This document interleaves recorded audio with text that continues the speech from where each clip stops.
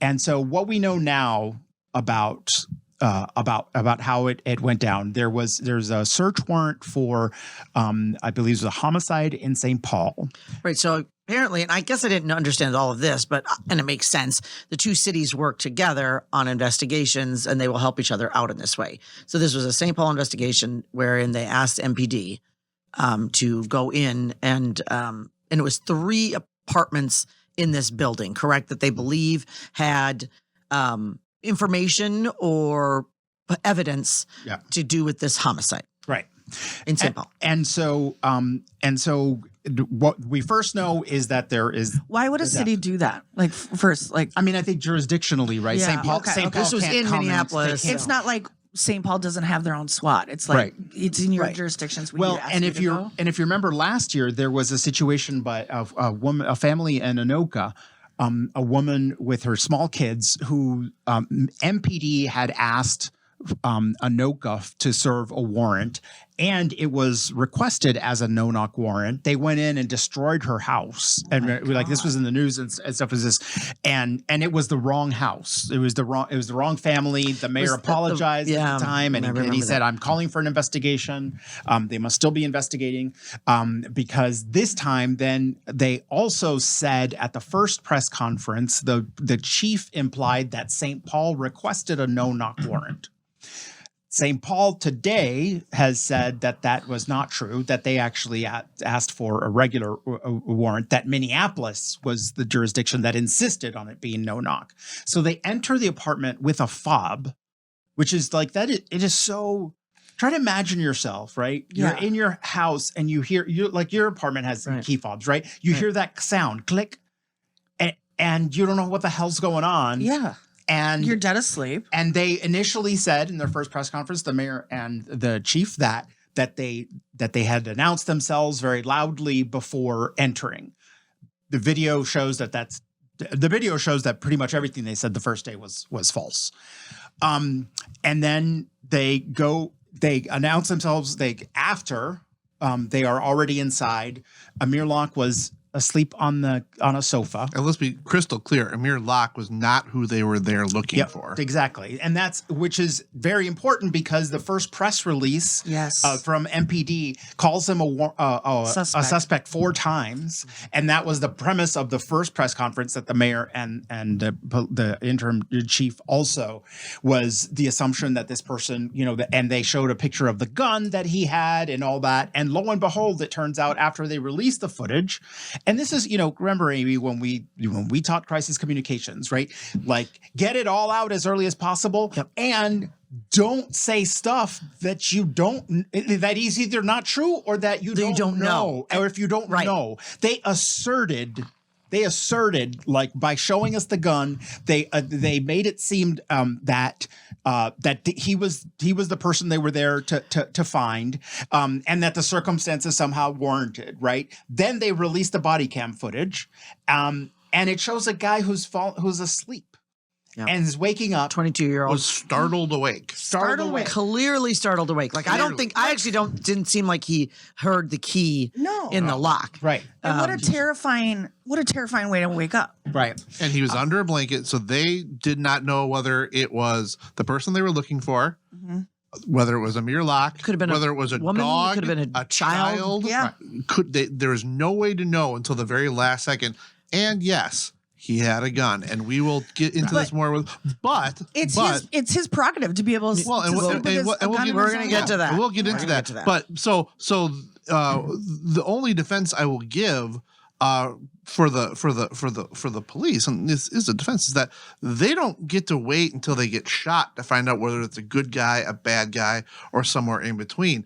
But it highlights that it was a situation where somebody was going to get hurt. It was almost because the timing was like 9 seconds from the entry to the. I mean, so think about 9 seconds. It's like nothing can happen. You can't possibly know what's going on. I don't want the officers put in that position. No, and I don't want myself put in that position. No. I don't want anyone who is innocent to be put in that position. Yeah. And it was just horribly plan. And Even being undercover and then revealing your hands right. in this like trigger happy world we're living in, it could be like a death. But I wouldn't even think in 9 seconds, and it was 9 seconds total from like entry to. So Yeah.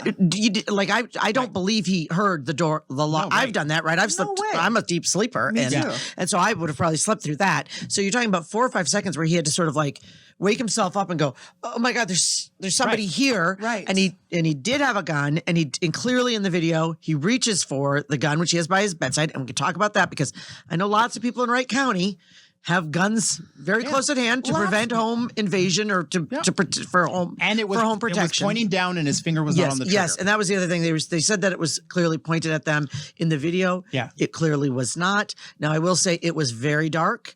But again, all of this goes back to this no-knock warrant and how it was The cops were put in a bad position too. But for anyone who's out there going, well, why did he have a gun? Right. Well, you know what? Because he was a DoorDash driver. And it's freaking dangerous to be a DoorDash driver. So he has a gun. And he's an American citizen and he gets to have a gun because that's what we've set up here in America. He gets to if he wants to. And he can have a gun wherever he wants in his own home. And that's what I was know going to what I say, that today when the family spoke, like there was a supreme irony, right? That every time in the fall when we talked about reforming police, the only thing that our opponents would say, like carjacking's crime, it's crime, et cetera, as if there was some, that we can't possibly have both. And so this young man, his parents have said, got a gun because he's a DoorDash driver and because he was particularly concerned about carjackings. Yes. And legally obtained, and he has a permit to carry. Well, I need to make and then a we should get to our. and we should get to Rob. But David Senseman just corrected us and says it was not. They were not even looking for a person. It was a search warrant. They were looking for evidence. Oh my God, right. really? Yes, they were. Yep. So thank you. Thank you, Davis. Thank you, Davis. Oh God. All right. Davis, friend of the program, lawyer. Let's turn now to friend of the program and is your title ED? Executive Director or of the Minnesota Gun Owners Caucus? Oh, yes, Vice President. Can you tell us a little bit who the Minnesota Gun Owners Caucus is as well for folks that don't know, because people have to understand what the group is. Yeah. Yeah, so the Gun Owners Caucus were a nonpartisan, single-issue organization dedicated to protecting and defending the rights of Minnesota's law-abiding gun owners. Okay, thank you. And so you all put out a statement. I think it was this morning, or was it yesterday about the situation this morning that was very striking. And could you sort of summarize kind of your thoughts on, after seeing the video and all this, your perspective on the AMIR LOCKE shooting? Yeah, so I've got a little bit of a couple of different unique perspectives. Brian, our chair, is a former law enforcement officer. My degree's in law enforcement, and I've got another degree in criminal justice. And I'm a post-eligible peace officer, and I used to work for the Hennepin County Sheriff's Office. So we're no strangers to what proper police procedures are. And when we listened to, or when we saw the reports, the suspect, because it was mentioned 4 times, grabbed a gun. And, at first, when you read the report, you're like, okay, well, if you're a suspect in a murder and you grab a gun when cops are in the room, you can kind of expect to be shot. But then when we saw the video, after learning that that AMIR LOCKE was indeed not a suspect, that the warrant was not for any individual, but to recover evidence in a murder investigation.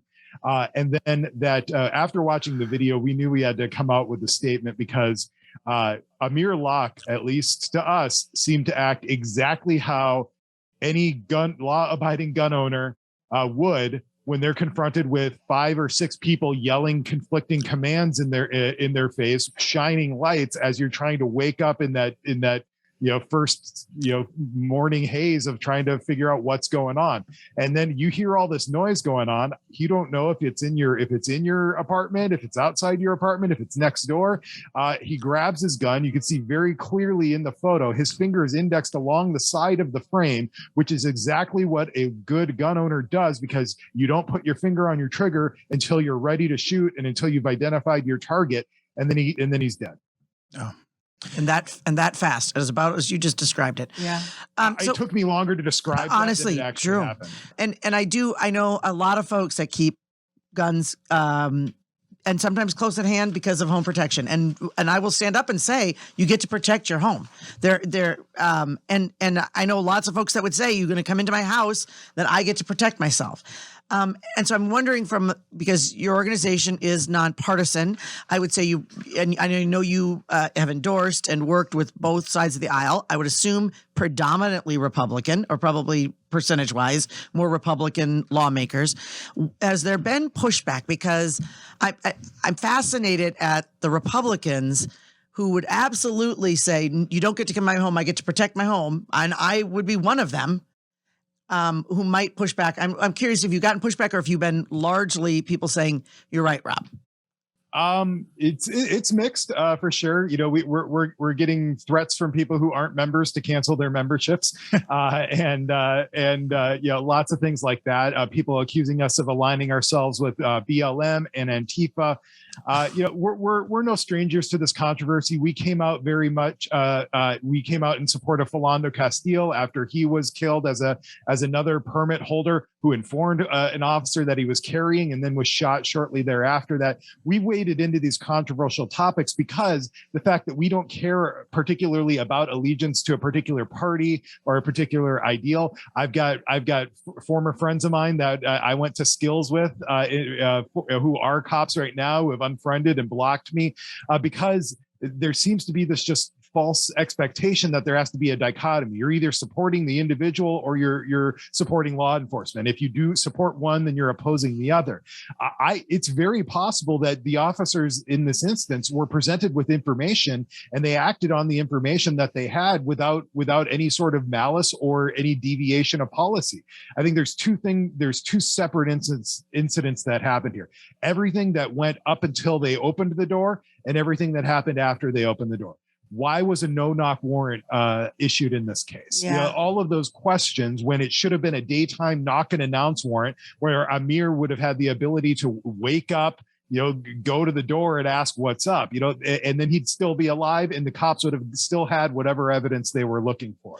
But I think the pushback comes from people who expect us to do one thing or expect us to you know, blindly support law enforcement. And, you know, it's been a little bit interesting to see that we're getting hate from both sides. So we must be doing something right.